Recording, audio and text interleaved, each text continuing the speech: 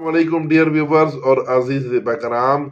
हकीम अल्लाह वधायो रिंद बलोच बदीन सिंध से माजून जान दिया। ये हर मतलब की जरूरत है, घर की जरूरत है, हर मतलब की जरूरत है। बहुत आम सा नुस्खा है लेकिन लोगों को इसका फार्मूला पता होता। लोग बाजार से माजून सरंजान ले लेते हैं लेकिन अज्जा भी पूरे नहीं होते और उनकी तासीर भी ठीक नहीं होती। तो कोशिश करें कि माजून सरंजान खुद बनाएं। 8 तोला सरंजाने शीरी, 8 तोला सरंजाने शीरी, फिलफिल दराज 6 ग्राम, बरगे सना मक्की, साफ शुदा बरगे सना मक्की लेने, उसमें कोई डंठल फूल या वगैरह ना हो, सिर्फ उसकी पत्तियां हों।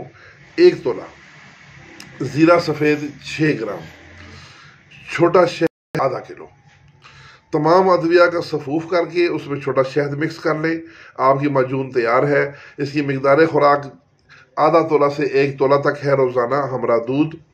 इसके फ़ायदे, सबसे बड़ा फ़ायदा नाफ पड़ना, जिसको बादी छिक भी कहते हैं सिंध की ज़ुबान में। नज़ला ज़ुकाम, आँखों की जलन, पेट दर्द, जिस्मानी दर्द वगैरह, इन तमाम अमराज के लिए बहुत ही मुफीद है। इसके अलावा भी अतिबा कराम इस नुस्खे के फ़ायदे के बारे में जानते हैं। बहुत से अमराज पे ये इस्तेमाल होता है।